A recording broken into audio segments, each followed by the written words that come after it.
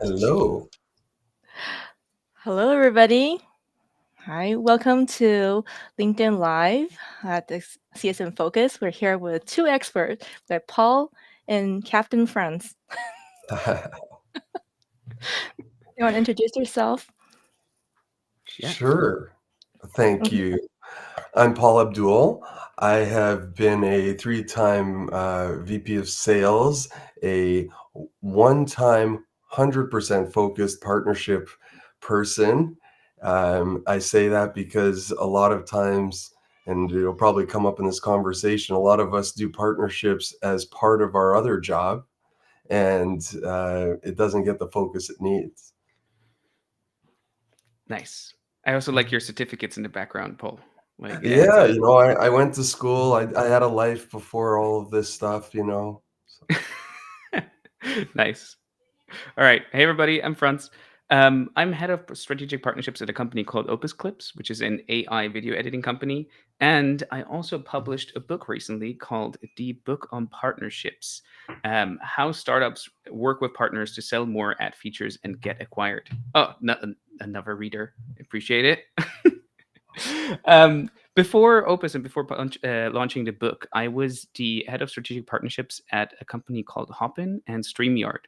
So Hopin is a virtual events platform which became quite famous during the pandemic. So I joined when we were around 16 people, and we rose to around 1,200 people at the peak and had over 100 million ARR. And we had hundreds of thousands of customers and an $8 billion valuation. So it was quite a rapid rise within a year and a half.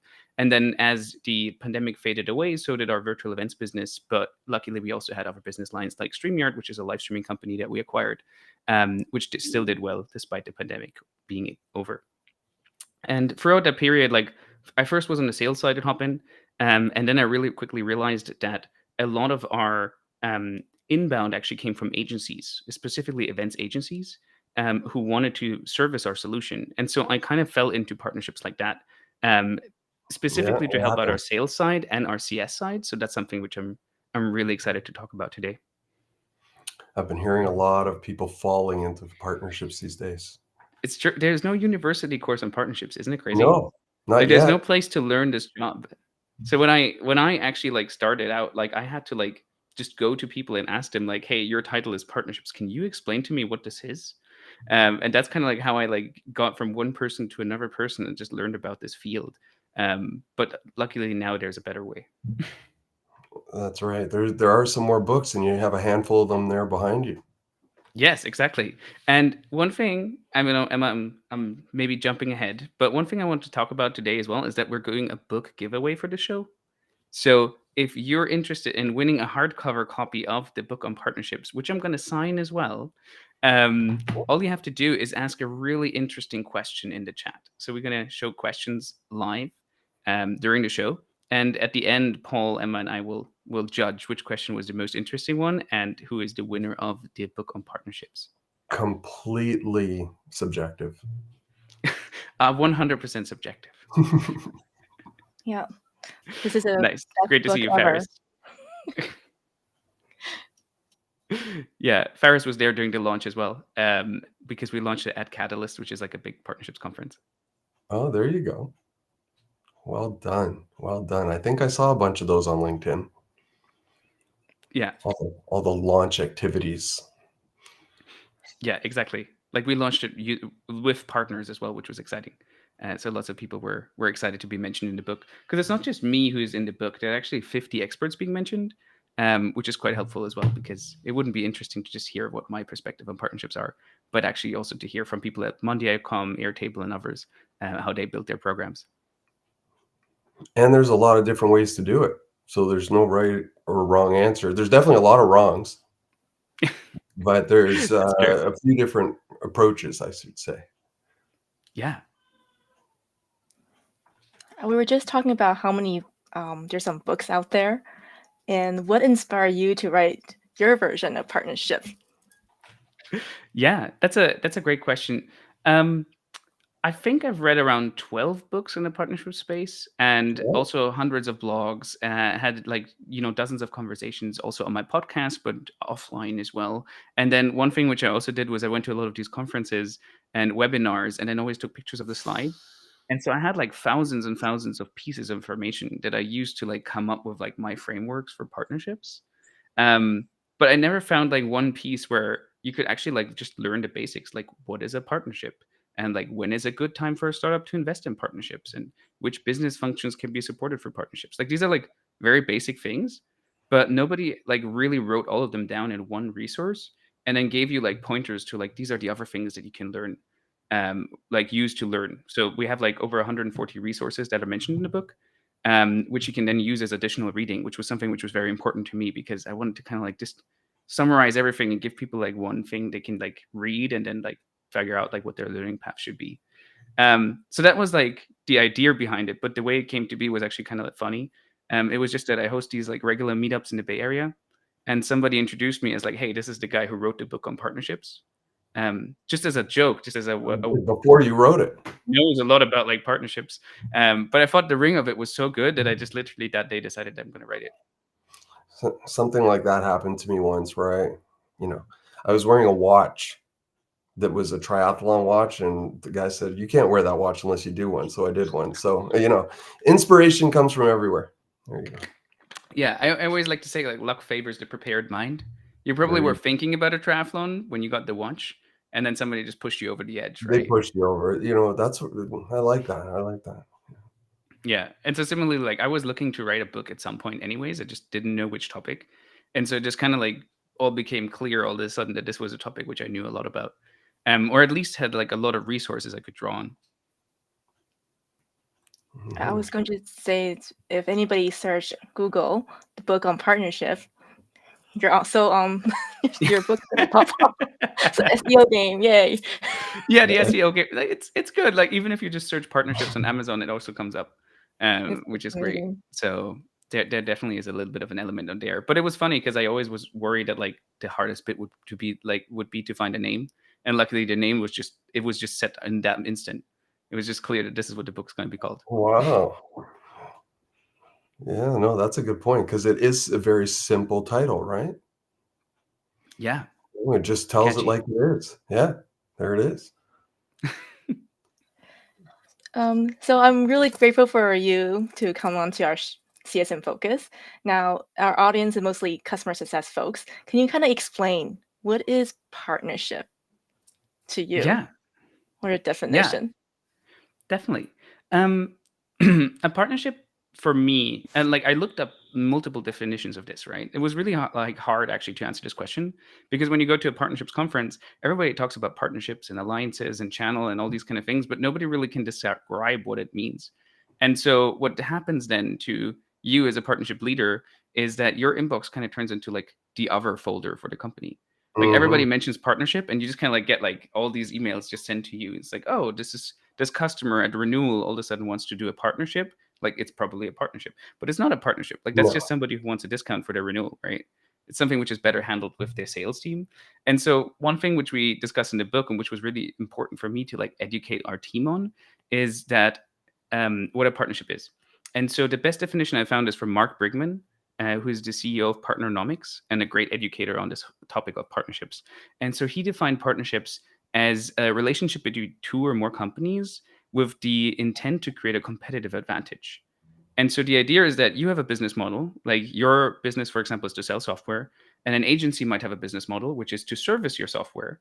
And so together, you're actually like having an edge when you go to market and like try to sell to customers. Because when you sell more software, the agency has more to service, and so they can make more money. And so you're supporting each other's business models.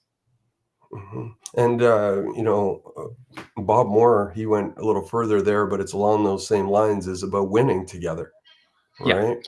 And I think when you win together, it's because you've created competitive advantage, and that's why you end up winning. And I also think there's a third party, which is the customer. The customer wins because you're simplifying why they should buy the product that you or service that you're doing, and as well, you've probably made it easier. It's like, you you go to a great example of partnerships that I've heard is, when you're buying something else automatically comes with it that you are going to buy anyway. So why not get it right there and then? And you know what? Maybe they've priced it in a good way too, so that all of a sudden that bundling or competitive advantage that comes from the partnership gets even better. Yeah, 100%. Like that competitive advantage is the winning together bit, right? It's like That's you right. want to deliver something to the customer, which is ideally faster, better, and cheaper.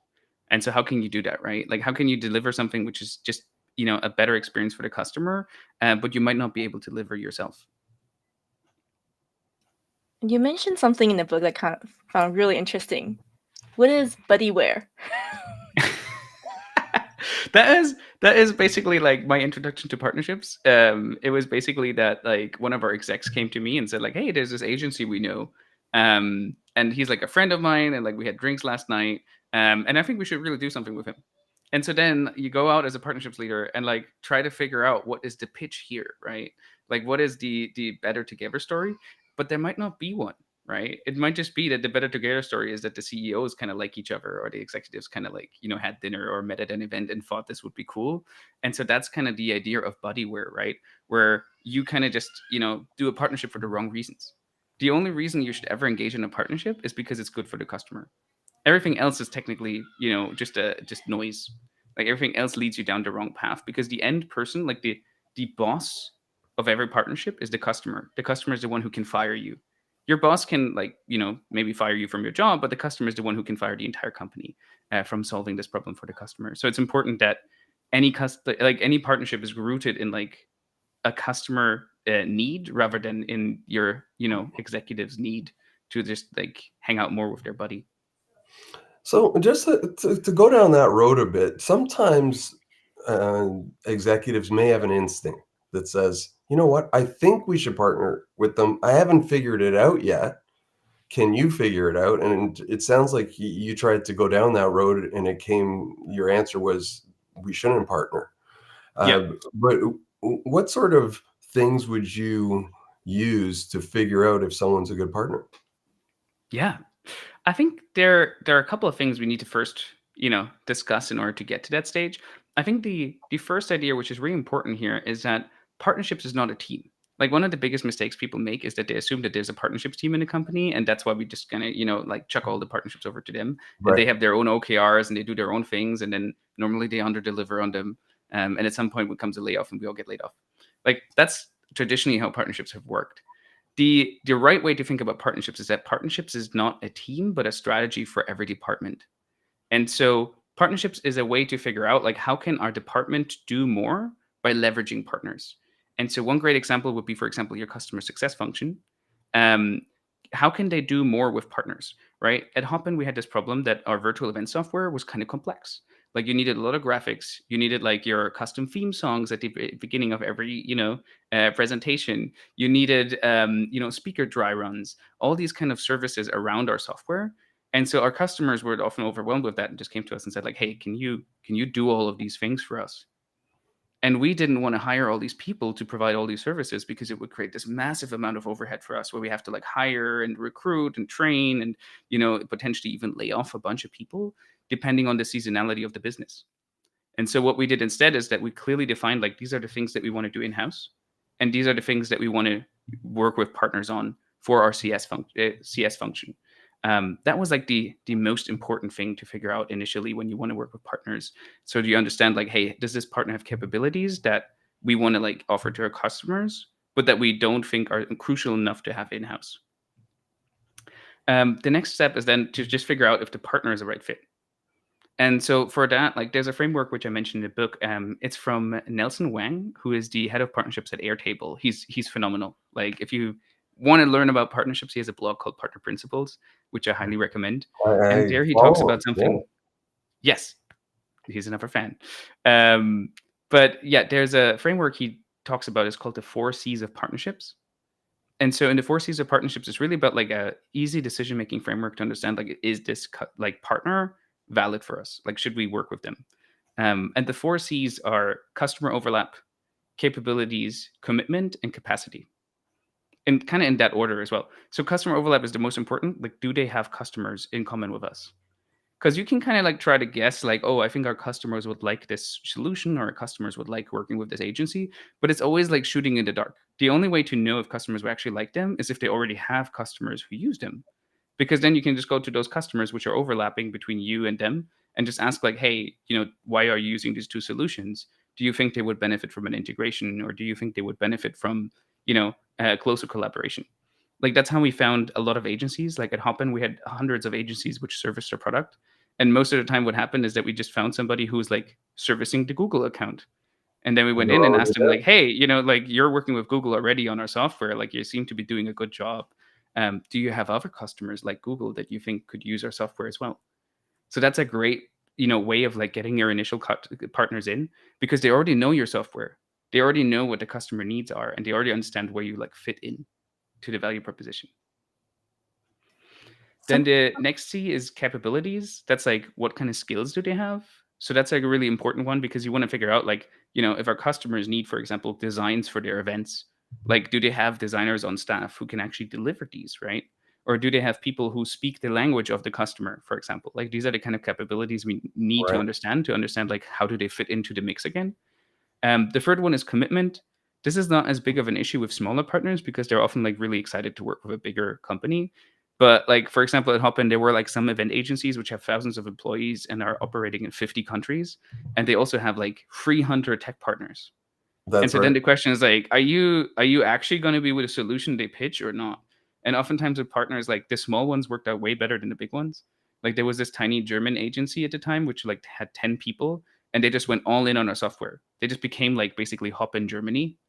And they scaled to 40 people as a result of this partnership, and just kind of, advocated for the brand in Germany. And we became like the market leader in Germany without ever like having a German-based team.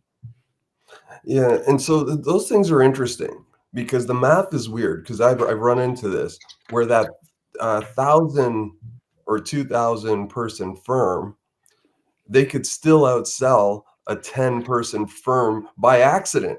Just things that come in because they're so big, just because of their gravity in the business.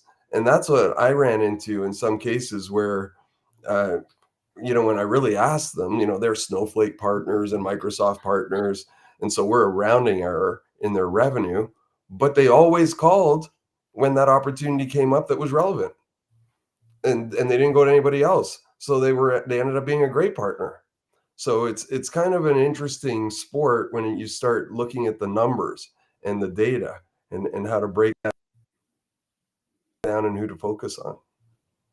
Yeah, 100%. I think like their size is like an advantage and a disadvantage at the same time, right?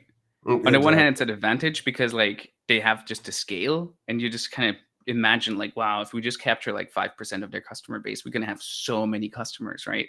But in reality, like, it's much more complicated than that, because they know, A, that like a lot of partners are vying for their attention. So they will squeeze you as much as they can. And then B, oftentimes like communication just gets lost, right? They just have their established workflows. And if you're part of them, great. But if you're not part of those workflows, it's really hard to break in there. And so oftentimes, like I at StreamYard, for example, worked a lot with like large companies like Google and Facebook and LinkedIn because of our live streaming solution, and it integrated with them. And like, if you work with companies of that size, it's more like lobbying government. Like, you can't imagine like, oh, we're going to actually like do work here together. It's more about like evangelizing a use case. And then like, after a year or so of meeting all the different teams and being part of their like QBRs, etc., like, you'll finally, push them over the line to actually start investing into these workflows. Exactly. They have so many SKUs to sell and so many products that, and as a human, you only have so much capacity to learn something or be good at it. And you might not even care about it. As a rep, you might not be comped the way you want on that product too. So you listen to it at a QBR, and then next thing you know, it's gone in one ear and out the other. I had partners that said, yeah, we stopped having partners at QBRs because our folks can't even digest it. Yeah.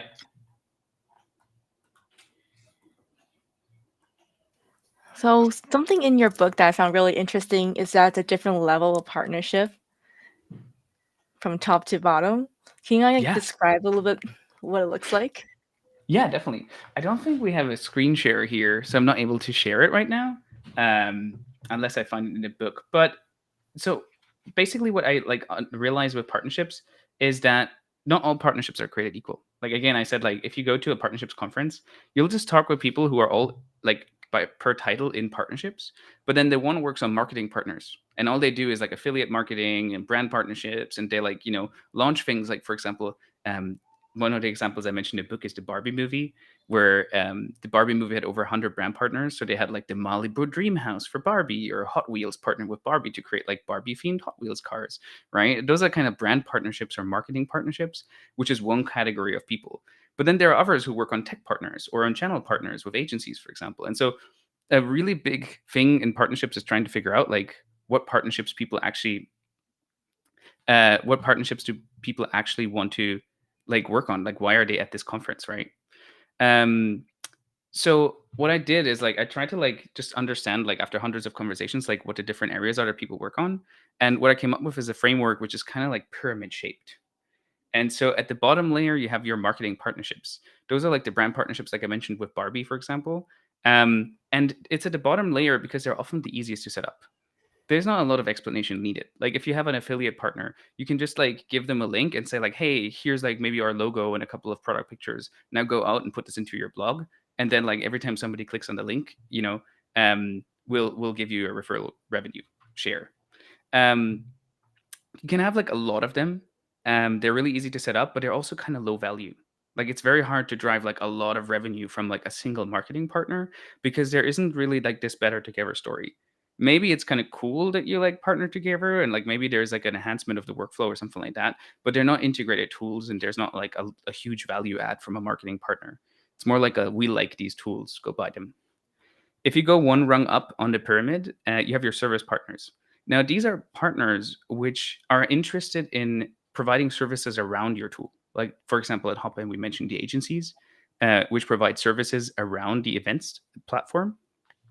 And that one, like, you have to like put a little bit more effort into recruiting these partners. Like, you have to train them, you have to certify them, you have to make sure that they understand your tool and solution and can provide like additional value around your solution. And so that's why like they're on top of the marketing partners because it takes a little bit more effort to recruit them. You're probably not going to have as many of them, but they're also higher value to your customers because they can actually like talk about your product in an educated way and then also provide additional services. One rung above that, you have your channel partners or resellers. And these are like oftentimes service partners who not just provide services or additional solutions around your tool, but they also sell your tool together. And so this could be an agency, for example. One thing which we did at Hopin is we expanded globally through our agency partners. And so oftentimes like these agencies would sell in languages that we just didn't have capabilities in, like German, for example, or Spanish or French. And so that's an example of somebody where you're not just training them on how to use your tool, but you're also training them how to sell it. So again, like there's a little bit more effort you need to put into these relationships. So you're not going to have as many channel partners as you might have marketing partners. The fourth layer are the product partnerships. These are integrations with other software platforms. And these ones, like, they're really labor intensive. Like you need to get these integrations right. Like at Hopin, we did this wrong a couple of times, and you spend like 2-3 months building out an integration, and then nobody shows up. And so that is like a huge opportunity cost. This is like a huge waste of resources if you do get them wrong. So you want to make sure that your integrations are, actually used by customers and deliver real value. But if they do, they can be a complete game changer. They can unlock like a completely different type of contract for you with your end customers if you get like the integrations right and integrate with their workflow. And so because they're so labor intensive, you'll have less of them, but they're like really, really high impact. And then the final part of partnerships, which is at the top of this pyramid, is something which I call the alliance partnerships. And these are like these really large alliances. Like you can imagine like the companies like Google or Facebook or LinkedIn, which can be a complete game changer for you and like completely transform your business if you crack them. And so normally like a company might only have 1 or 2 of them because they're just so labor intensive. One of my favorite examples here is OpenAI and Microsoft. They're like a really good strategic alliance. They have like a lot of overlap. They work together on multiple layers of their business, which is kind of the definition of strategic alliance. And they also work with each other's partners. So like Microsoft partners are actually selling OpenAI products as well as part of the partnership as well. And so that's kind of like the 5 types of partnerships. And now every time like I have a conversation with somebody whose title is partnerships, the first thing I ask them is like, you see this graph? Like, Which where one do are you you? fall in? Like, Yeah. which one do you work on, right? Because that's a whole different discussion based on like which layer of partnerships you work on. Yeah, and that what's interesting about what you said there is that you then earlier you talked about uh, the need to be cross-functional and talk to all the departments, and you talked about sales enablement, training, product, all in that conversation describing those types of partnerships. So as you get more complex or up that pyramid, you're talking to more people, getting more buy-in, rallying for resources, and sometimes it doesn't happen fast enough for your partner or the market. Sometimes you see a market opportunity that you want to exploit. um, some compliance thing or something has changed, or the partner themselves have changed something in their product and they need you to fill it, kind of like you were talking about some of the partners there around the music and other things that you were seeing. And you need to get those integrations right. And the finance folks are always saying, well, show me the money before you get started. But then he's like, well, it takes 2 months, we have to prove it, we got to sell it. And then the salespeople are saying, well, when's it ready, I want to sell it. Marketing's like, can I get started? And everyone's saying, wait a minute, we don't even have it yet.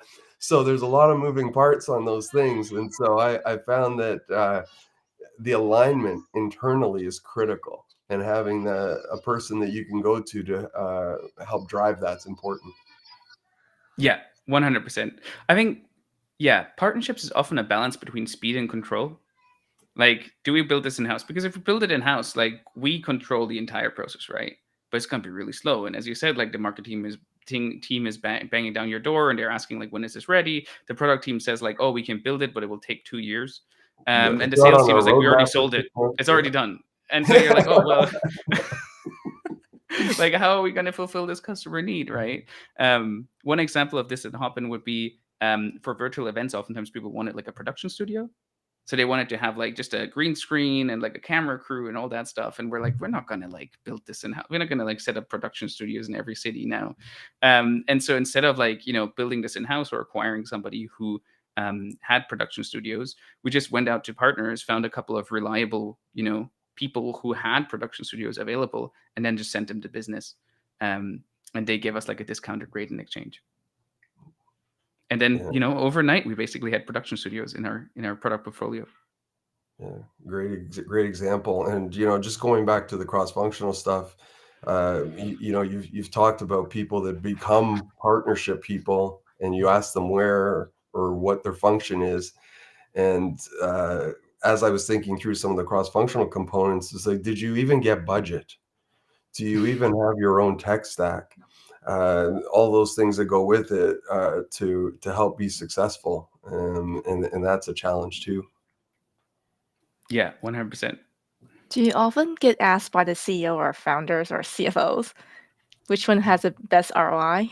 Oh, What do you mean, which one? As in the I was like, I a want to start a partnership, or partnership program, but I want to have the yeah? best ROI. Which one would I go after?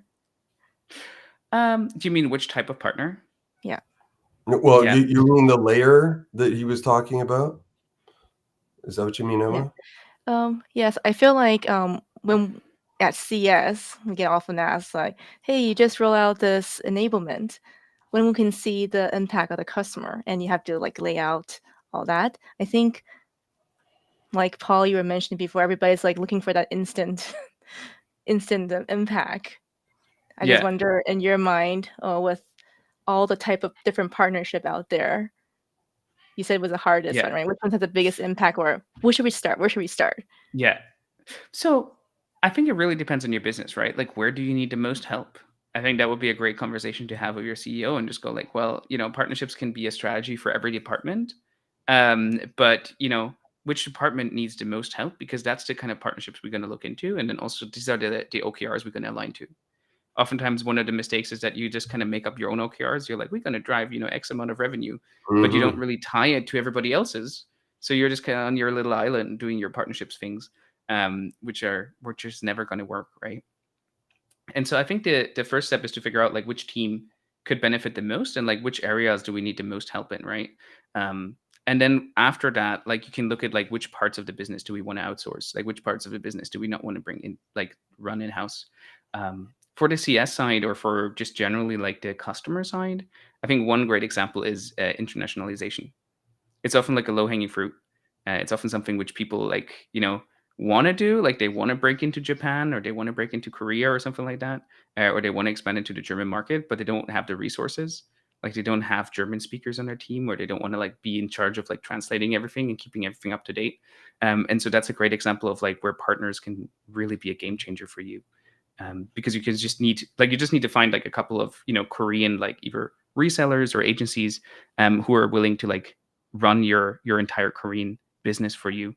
And that's not something which you'll get into each other's like hair with, because you're not going to be in Korea anyways, like with your direct sales team. And so any Korean lead which comes in is just going to go for a partner, because that's one of the big issues with like partnerships as well as channel conflict. Like how do you make sure that the partner and you don't get into each other's hairs over a customer?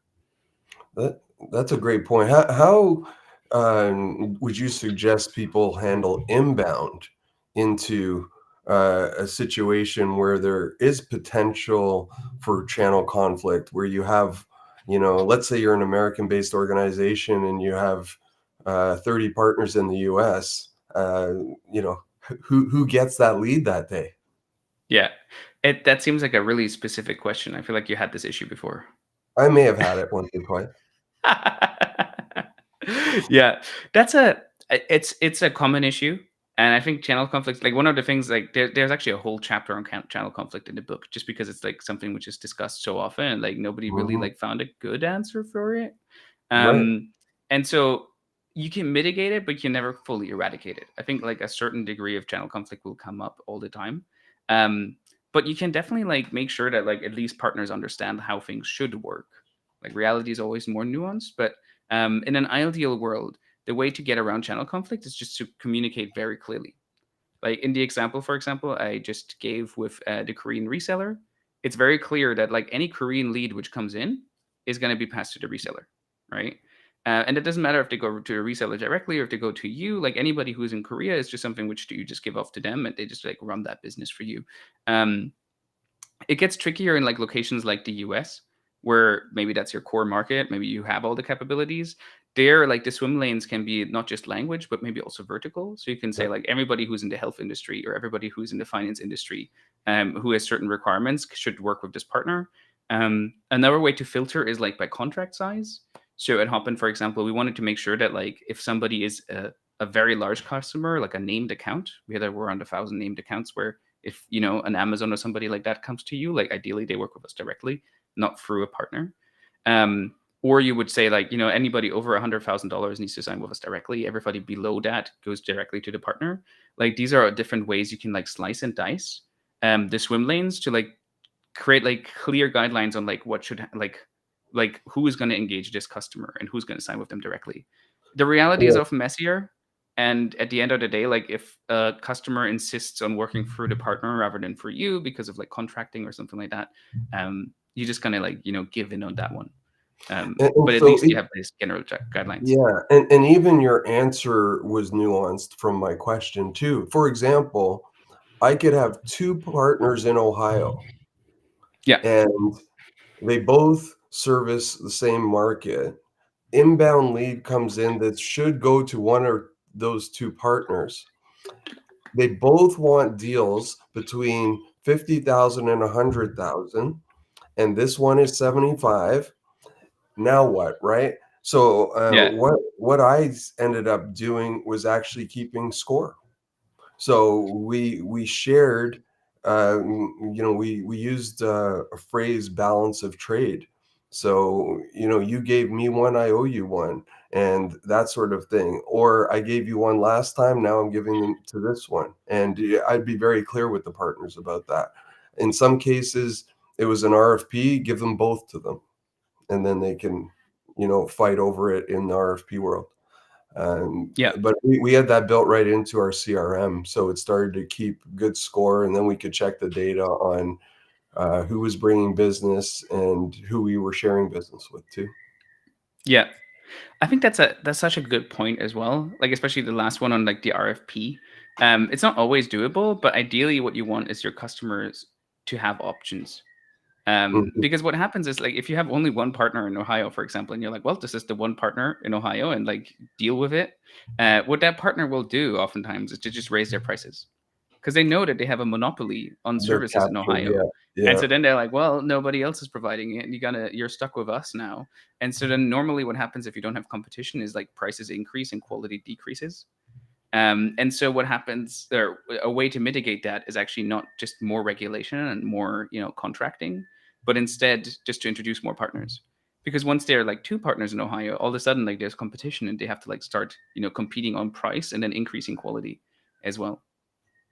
Mhm. In the book, you mentioned the customer don't want to pay another SaaS. They want to pay for service. Yeah. Right. This is definitely that scenario, but service cannot scale. That's it. Yeah. Not Yeah. as fast. Okay. Not as fast. Yeah. So how do you like address this area just more custom like partner providing same service, find 3-4 more Ohio Yeah. service partners like that? Yeah. It's, I think that's like a really big conflict at the seat of every SaaS company, is that like software is always perceived as cheap because you already built it, and so you just need to replicate it, and then just like every additional customer costs you basically zero to onboard because the software is often like really cheap to run. It's not always true, but in most cases that's a perception from customers, right? And so they're not really keen on doing that. Like with Hopin, like they might pay like $20,000 or so for the software for a year. But then if you like provide them like a CSM who's actually gonna like handhold them through their first event and like make sure that they're like on call, etc., like all of a sudden the contract would explode to like six figures because they like really valued having like a person there, like something visceral about people that they just really like when somebody is working on their project and Yeah. they see them working, and that they don't even like care how much they pay per hour. They just want to like have somebody who they can call if something goes wrong, right? And so that's a delicate balance to strike, because on the one hand, like you want to make more money, and so like an easy route to go down as a company would be to just hire more people and then like provide a whole lot of services yourself. The problem is that if you're ever trying to IPO or raise money from investors, they'll look at your margins. Yep. They'll look at like, where is your revenue coming from? And if all your revenue comes from services, the investors will say like, hey, this is not really like a BMW. This is more like a Fred Flintstone car where you just kind of have your feet underneath the car sticking out and you just pedal really hard. And it looks like a software company, but it's actually a service company. And so that will really, really impact your valuation. And so as a software company, like ideally most of your revenue comes from software, and you have partners who provide services around that software. A great example is Salesforce, where they have like, a quite a large customer base and like also like a sizable employee base, but they have like hundreds of thousands of Salesforce consultants. Like there's a whole economy around Salesforce. And one of the craziest stats about them is that for every dollar Salesforce makes, its partner ecosystem makes $7. And so they, make $1 selling their software, but then the partners make $7 selling services and other software and solutions and stuff like that, workflow integrations around the Salesforce software. Yeah, that's a great point. It also attracts partners for that purpose too. They Yeah. can see that they can build it. I love the analogies of, you have a gold mine, but sell some axes around it, sell some pails, and sell all the boots and safety equipment because then you'll make money too. Yeah. So those are all good partners. Yeah. Very true. Emma, when we were talking about doing this today, we talked about the relationship between customer success and partners. And I don't know about you, Franz, but for me, the lines got pretty blurred sometimes. Can you talk about some of that from your side? Yeah. I mean, Emma, it sounds like you have an example of that, like when that happened to you, or what has your experience been working with partners? I think something you mentioned about a certification program that kind of Mm, supporting the partnership program, just like Intellium, I think is doing that, or Yeah. Alas, right? It's using a certification to boost the partnership program. So I wonder, and I think what happens is it comes like, I think when the question I had is, how do you measure the KPI? Is it from the CS side? Is it a partnership program? Like, how does it work in that Yeah. sense? And under Yeah. the eyes of the CFO, kind Yeah, of where we are. definitely. Yeah. So if your partnership program is aligned with the CSM team, like if you're saying like, hey, what we're doing is we're outsourcing part of the CSM role. Like at Hopin, that would be, for example, the onboarding call would be done by a CSM, and the quarterly business review would also be done by the CSM. So we had that cadence with the customer. But then, for example, the on-site support for their event, or like, event setup support, yada yada, like all that would be done through partners. The way we measure that impact is the same. Like the partners should be then measured the same way the CSM team is. So that would be CSAT, that would be renewal rates, that would be net revenue retention, that would just be like general customer satisfaction, and net promoter score, like these kind of things would be the ones we measure for the partner, because it's kind of like the holistic experience. The customer experience is like kind of the same as your experience with the partner. It's all like part of the overall customer experience. It doesn't matter if you like engage with the CSM or with the partner. Like if somebody messes up, your customer is going to be really unhappy. And so that should all be like under the same umbrella. One of the mistakes would be to like measure your partner program differently and come up with different KPIs for your partners, because it doesn't really matter to the customer.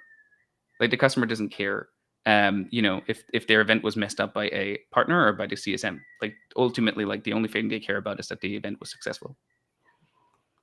So I think that's the main thing to watch out for when it comes to measurement, and like also like justifying the ROI. On the one hand, it will be like, how much more money did we charge because we, for example, hosted a bigger event because the partner provided additional services, or how much money did we save by like not having these man hours that we needed to pay for put into the customer to host their event, for example.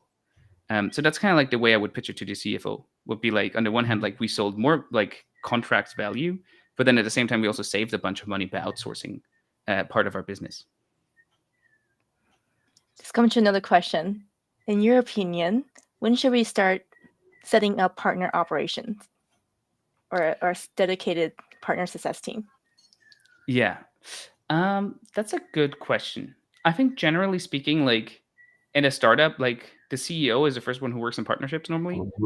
So like, from pre-seed stage or seed stage onwards, like the CEO always has an ear on the market and like understands like who is our customer, and then who are the people around our customer, which are all potential partners, right?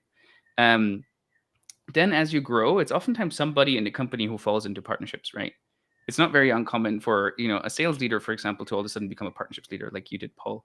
Yeah. Or in my case as well, like I was selling contracts directly, and then I was just too tired to sell them. So I was just like, hey, can partner please sell them? But it could be a CSM team as well. Like at Hopin was really funny. Like the first agency partners we had were actually all people that our CSM team already work with. Because when I asked them like, hey, which agency do you recommend to customers? They're like, oh yeah, we like work with Franco Yeah. and Gina and like all these people. And like they were basically just agencies who really liked working with our customers and like our software. And so they reached out to the CSM and was like, hey, we provide services around your tool. Do you have our customers? And so the CSMs already introduced them in what I call like a shadow partner program. And so there's already like a partner program, but it's just not formalized. It's all like Right. handshakes and like, relationships. And so when you see that happening, I think that's a really good time to then start investing, because you're like, okay, we clearly have product market fit. Our customers clearly rely on partners as part of their business and as part of their like, delivery of the service. And so that's a good sign to like see, okay, we reached a stage of, like where there's a seed that we just need to water, and then the plant will grow. Like the partnerships program will grow out of that. Yeah. And customer success is the, close sibling of partnerships, because they're talking with the customers as much, or the partners, right? And what's interesting there, going back to the alignment on the attribution and all those things, is who, if the CSM has their favorite partner that they go to, we saw an over allocation of leads that way. Because why? They knew that partner was going to do a good job. They trusted them. They knew that they saved them from another partner that messed up, right? So there's some of that. But what I think it's important everybody on the same page to say, hey, if we're going to scale this thing and that partner doesn't have the capacity, because then I ran into that, oh, they have 3 projects on the go at the same time and this other partner has capacity. Now what? And what's the problem?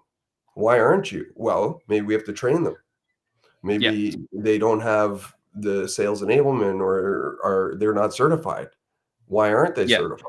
So now you get into other conversations about trying to have a certain level and kind of in yours, I'd take it to another level besides just those categories, tiers within your partners of experience, capacity, all of those things start to bubble them up. And we did it physically on our website in the past so that the top partners were seen first as people scrolled down because they earned it and they got points, if you will, to get there.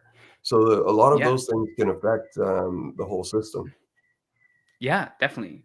I think that's such a good call out because like that will often happen with your CSM team, that they just have like this relationship with a partner and they're just like, I like them the best. And I know that our customer's in a good hand with them. And so I don't want to give them to anybody else anymore. And you could see that as a bad thing because it's kind of hard for new partners to break in.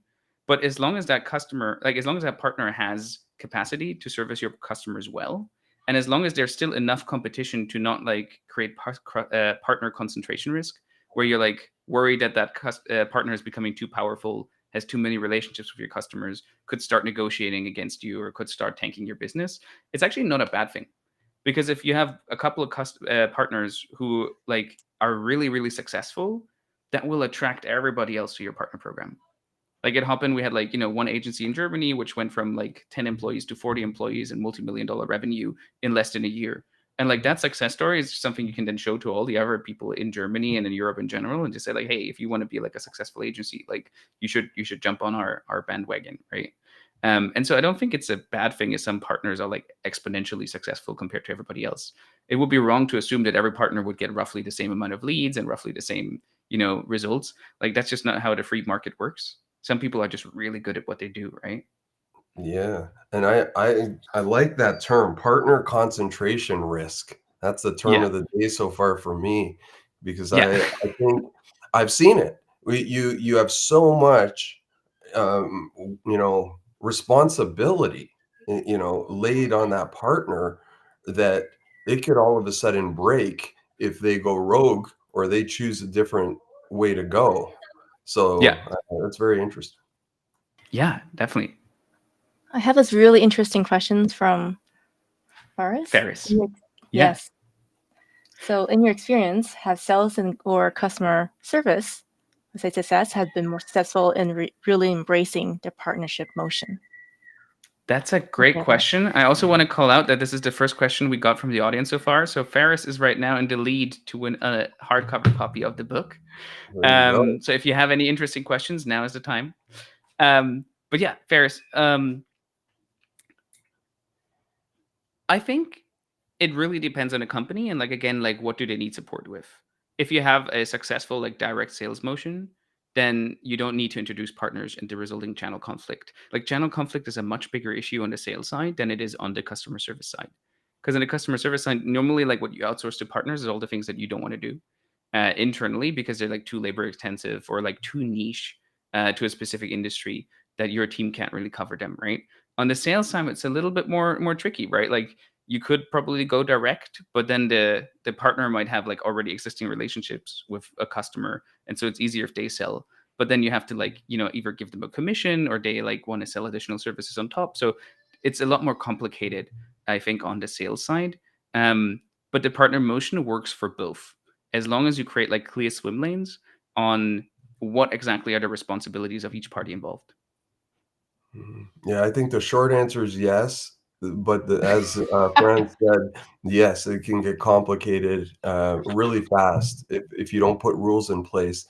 And I think that's an important piece of the partnership side when you start to stand it up, is to really document these things. Because if they're not documented, it goes really bad fast. And, whether it's on the compensation side, conflicts, calls to the CEO complaining, who is this new person? What are they doing? It was great before when I was working with customer success. Now they broke it. Like, Yeah. so there's a lot of different things like that need to get aligned. Yeah, 100%. Yeah. I think that's also generally like in partnerships, there's so many things which can go wrong because you're applying leverage, right? And so one mistake you make affects like a huge amount of customers. Because through the partner, you often work with like a large customer base. And so that leverage can go both ways. It can be really powerful in scaling up your business, but it can also like ruin you and you can like spend months cleaning up the mess you created. And so one advice I would always give to people who are interested in dabbling in partnerships and any CSM leaders, CS leaders, for example, who are listening to this call is to start really small.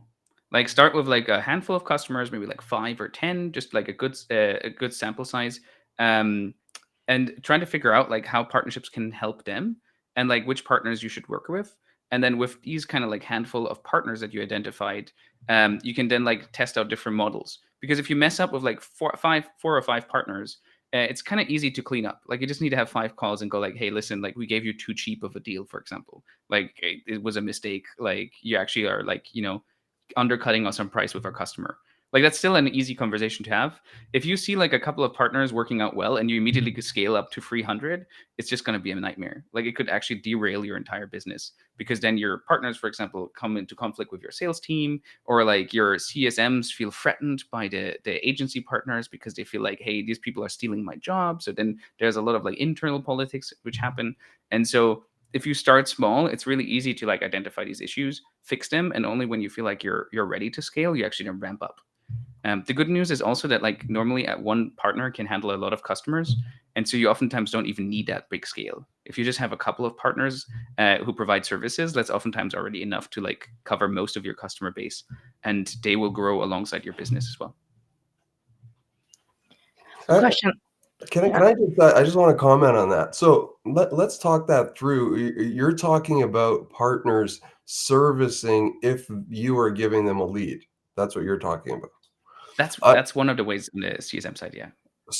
So my challenge that I really took on was, let's say you have a revenue number, right or wrong, that you are trying to hit, and your current partnership base isn't feeding it. Mhm. Do you try to scale your partners to get because you have data on how much they're going to sell as a general rules to date based on what you're doing, or do you just try to make those other partners better?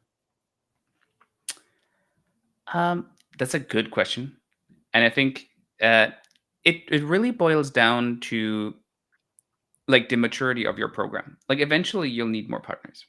Like there's just no way around it. And like Yeah. normally there will also be more inbound as your partners succeed, other people will see it and want to have what they're having. So I think eventually you'll have to expand your program, also because of the partner concentration risk, right? Yeah. I do think though that in the beginning, like 5 to 10 partners is probably more than enough for you, because ultimately, like if you don't have like a huge customer base yourself already, there just isn't that much business for your partners to go around. And as I Right. said in the beginning, like the best partners are the ones which go all in. Like they'll only like use Hopin software, for example, or they only like work on Salesforce or something like that. Like those Right. are the ones which you want to like, work with because they're your power users. They give you so much good feedback. Like at Hopin, like we had like a couple workflows where you had to click like 4 times to like set up a booth or something like that. And the partners would be like, hey, I set up 600 booths this week I and I had already to click did. four I took times. Like Yeah. we can make that 2 clicks. Like Yeah. because the average customer wouldn't know. They like click 4 times and it's done. But if you have to click 600 times, like on these 4 clicks, to set up a booth, like you'll feel the pain, right? Yeah, well, And that's so, a great yeah, great point. I mean, I had a partner advisory board for that purpose, yeah, that worked with product to help us fine tune a couple of those things, because in some cases they found things that, whether it was bugs or improvements, that they could share. yeah, 100%. Yeah, that's a great call out as well. Like not just a customer advisory board, but also a partner advisory board, because partners like their entire business oftentimes hangs on the relationship with you. And so they have a form of partner concentration risk where they like the That's right. decisions you make impact their business exponentially. And so making sure that they actually are heard and don't feel like you're just deciding over their head is really important. Since we just have Dreamforce and Catalyst, a partnership conference, I wanted to ask you, where do you see the future of the partnership program going to, or partnership in general? Great question. We talked about this a little bit before we went live. Yeah. Because there's just this explosion of partnerships content right now.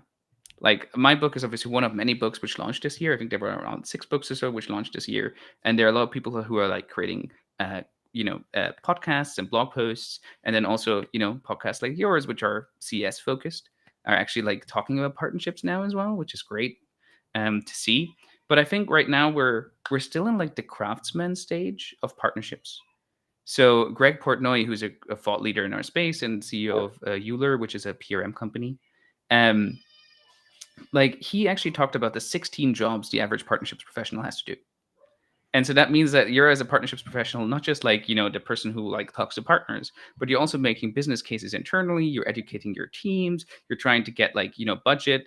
You're trying to come up with like a certification program. There are like so many different things that you have to do, which is on the one hand great because it's a really fun role to have in a company, but on the other hand, it's also not something which can last, because you're so split between all these different activities that you never really specialize in any of them. And so I think as we move to like an industrial scale on partnerships where it's becoming a valid department in your company, like most startups will think like, oh, I need a sales team and I need a support team and a CS team, and then I need also a product team, right? At some point, they'll also start thinking like, I need a partnerships team. And when that switch happens, I think what we'll see is a lot more specialization. So there will be much more, like many more people who are not just like the head of partnerships, but they're the head of marketing partnerships, or the head of channel partnerships, or like the partner operations lead, or like just all the things that are right now all bundled into one role, like unbundled into like many different roles.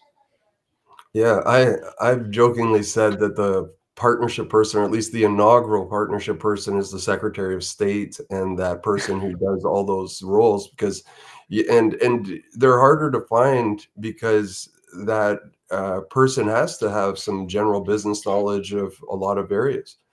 So to do that, like I know for me, just coming from the sales side, and just like a data point was, as a CRO, my CEO noticed that 60% of my schedule was based on partnership activities. Therefore, we should probably get a partnership person to free Paul up to go do what he's supposed to do. All right. And so there was some of that stuff taking place, but then also you're doing all those activities and it's not necessarily driving revenue. It's just getting the system ready for revenue, where, to your point, partner operations might be able to do that. Yeah. 100%. Yeah. It's oftentimes like, somebody like you, the CRO, whoever, who's like stuck with partnerships initially. And then once you escape that craftsman stage, you can actually start building like a system around it. And I think a lot of companies are like entering the system stage now, where they get the value, but they haven't like dedicated full-time resources to it yet. Yeah, I've talked with a few people recently that said, "Oh, I put up my hand to be the partnership person." And I talked to them, and they were like, "Oh, I don't know if that was the right decision," because they didn't know what they were getting themselves into, or really hadn't thought it through. They thought it was more of a relationship manager or something like that, which it is. It's a percentage of that, but there's other things to do. Yeah. I mean, yeah, definitely. Like, there's a misconception that partnerships are just about like whining and dining. Like when I told somebody I'm going to speak at Catalyst, like a partnerships conference, he was like, "What is your presentation? Just like the best steakhouses in all the U.S. cities?" And I was like, "No, that's not what we do, right?" Like, so there's a move from like chugs and hugs to track and hack, like definitely away from like this relationship fluffiness to like tracking and measuring the output and like hacking together programs that actually drive measurable results. I see we got another question. Yeah. Oh, Ferris is on a roll.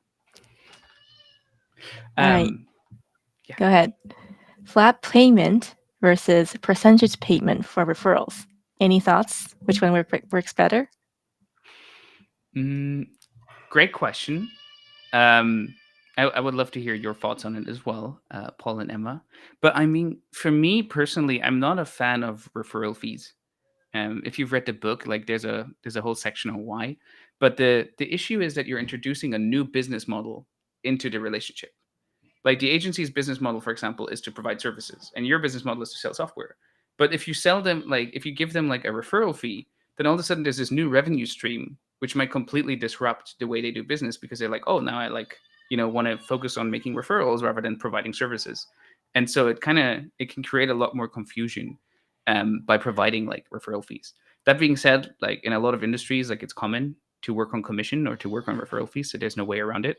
And so in those cases, I think it again depends on like the contract value.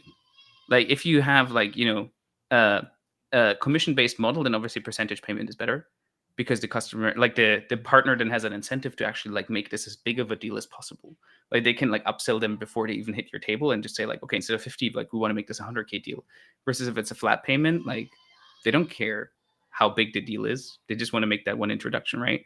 But that might be an unfair model if it's like a very small customer size. So if you have like $100 software, it might be unfair to pay like $10, right? You might want to just pay a flat fee. Mhm. Yeah, I've been on the enterprise side, so the percentage model worked better. But I'll tell you, to your point, Franz, a lot of folks didn't even want it.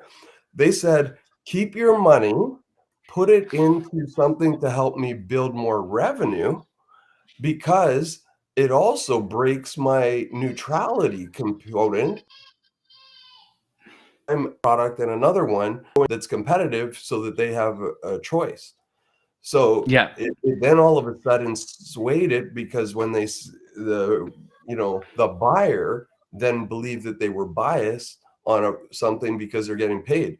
So to eliminate that, it was a philosophical decision by the company not to take any referral fees.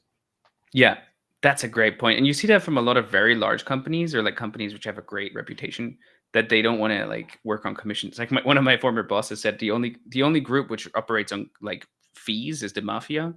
Um I don't agree with it 100%, but he has a point that it's like kind of like, oh, you pay me more, that's why I send you this customer, rather than like actually working out like what is the best for the customer and then making the referral introduction, right?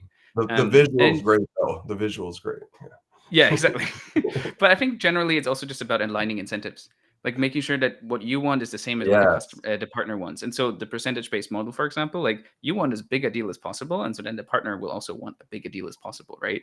Versus like if the incentive is like crooked and like misaligned, it creates a lot of conflict and friction. Yeah, the compensation models are massive to keep everybody going in the same direction. As soon as they are misaligned, I've seen partners stop talking, stop picking up the phone, stop showing up at meetings. It's been brutal. Yeah, exactly. Yeah, very and interesting. replacing referral fees with investing more into the partnership GTM. Yeah, a great model of doing that is also marketing development funds. So Yep. for every time like you actually get like a referral fee, you actually then like instead put it into like joint marketing activities. And that could be like Facebook ads. That could be like a joint blog post valued at X. It could be a designer you hire on Fiverr who like creates cool graphics that their partner can use for a case study, for example. There are a lot of creative ways you can do this. You can also like put that money into like trade show booths, for example, where you go together to a trade show. Yeah, we did that. These are the kind of examples where yes, like a company might not pay about additional 10K in revenue, but they might care about like the 10K spent on a trade show booth, where then your teams and their teams are going there together and selling. Mhm. I want to do a special shout out to all the companies at Inbound. You see so many creative way of working together, the co-marketing piece of it. There's like cards game, there's like co-events and all that. It's happening. Yeah. That's All awesome. right, we're almost at time. I have my one last question to both of you. With so many moving parts in partnership, and we know it's booming, what is the one thing that keep you focused on what really matters?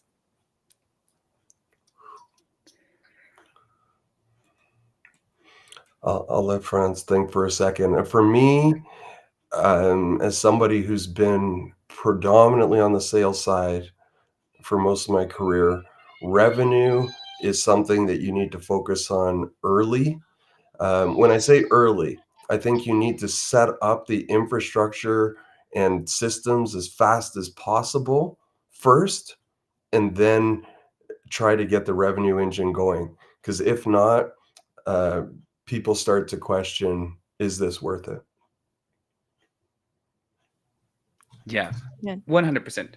I agree with that. I think the exciting part about partnerships is that we're moving away from the chugs and hugs, like the fluffy like relationship aspect, where like it's clear that we need somebody in partnerships, but one person is enough, and this is not a really important thing for our business. And instead, move to like a world where like maybe 20 or 30% of your revenue comes from partners, or maybe 100%, right? Like fully partner led, which is not uncommon in a lot of industries. And so tying it back to revenue and tying it back to like business growth is key. Like whatever the main North Star metric of the business is, you need to impact for partnerships. Otherwise, you're losing your job very fast. Mhm. All right. Awesome. Thank you so much for your time. So, what's the best way to contact both of you? And go. Yeah, I post on LinkedIn regularly, so that's a place where I spend most of my time. So it's a great spot to find me.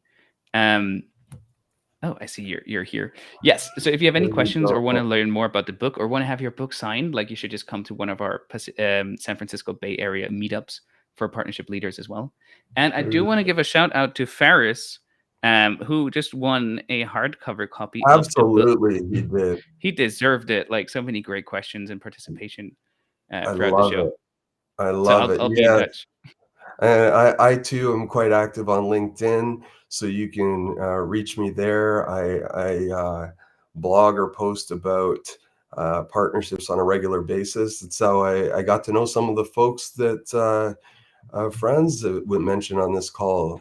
We started to connect there, and so that was great.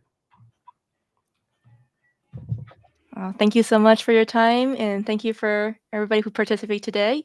We'll see you next time. All right. Yeah. Thank you, Emma.